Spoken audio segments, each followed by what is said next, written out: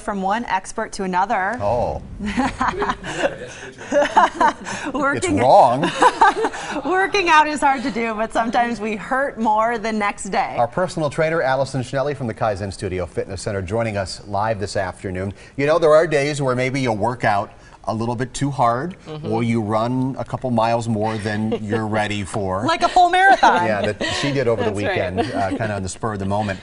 And your body just takes a toll from that. How do we bring it back and ease the pain that we're feeling at the same time? Well, you do really need to listen to your body, and I think a lot of people, especially in the spring and in the summer, think I have these goals and I want to, you know, the more the better, and that's really not always the case. Your body really does need that recovery time. Recovery is really important when, you know, on your rest days, your off days, your recovery days are going to be important to replenish the muscle fibers or rebuild the muscle that you damaged when you're doing your workouts. Okay. You know, replace your energy stores. Also, things like your nervous system needs a break, your joints, your tendons. It's not just your muscles that are doing the work. So your full body needs to rest and recover. And you can do an active rest. And I know that sounds kind of contradictory, but a lot of times doing an active rest is going to be more beneficial than just saying, I'm going to take the whole week off, I'm not going to work out for the full week. Be a couch potato. Exactly. When you're doing an active rest, you're still going to do things that are just less intense, low intensity.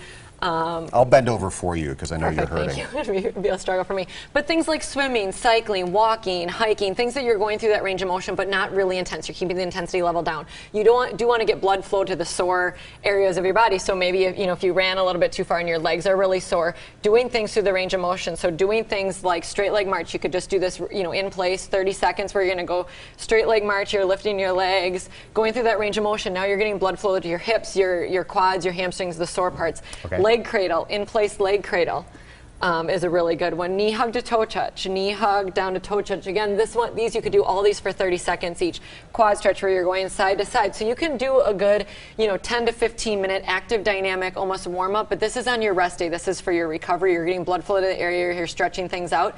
With the band, we could do just some stretches. So you want to... That is quite the band. It is quite the band. We're going to do seated hamstring stretch. This will just aid if you're really tight and you can't touch your toes. So you're going to go just like you would on your regular hamstring stretch, keep your back flat and you're going to reach forward. If you're sore and you're really tight and you can't get to that point, you're going to use a band to assist you. So you're putting the band around your feet, you're keeping your back flat and you're pulling yourself forward, keeping that good posture in your upper back. So the point of this is that you're going to get blood flow to the area, and then you're going to do about a 10-minute stretch. So you're starting with a 10 to 15-minute active stretch or dynamic stretch where you're moving, going through that range of motion, and then you're doing maybe a 10 to 15-minute static stretch where you're just recovering, but you're doing something to help the muscles recover, the nervous system, the tendons, the joints. And this way, the next morning when you wake up, you won't feel stiff. You won't be able to walk. Yeah, stiff as a board. Move. Exactly. Like It'll help you recover faster. All right, Schnelle, thanks for coming in. Have a question for any of our experts? Send an email to asktheexpert@todaystmj4.com. You may also leave a voicemail